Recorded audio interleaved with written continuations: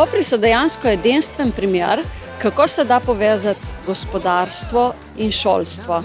In to na tak način, da mladim omogočimo, da svoje podjetniške ideje razvijajo v sodelovanju s podjetniki.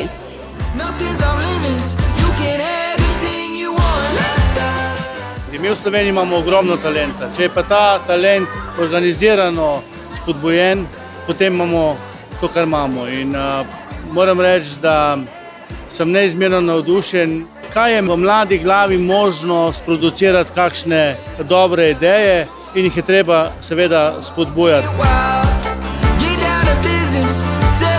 Mlada oseba mora iti skozi te korake, da pridobi tudi odzive mentorjev, komisije in se preko tega oblikuje ta, bom rekel, nebrušen diamant v neko trdno osebnost, ki gre skozi iteracije in dobi tisti pravi poslovni model, skristalizira idejo in potiska naprej.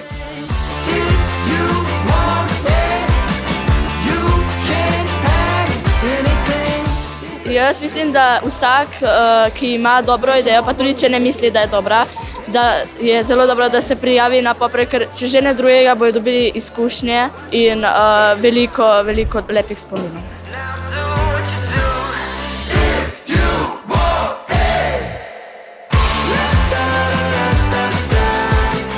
Ja, upam, da nam je uspelo sporočiti, da tudi pravniki znamo biti inovativni, pa da tudi mogoče pri kakšnih družboslovnih vedah to inovativnost spodbudimo.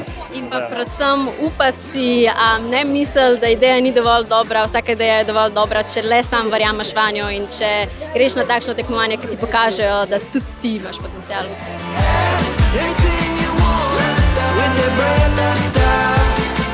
Naporno.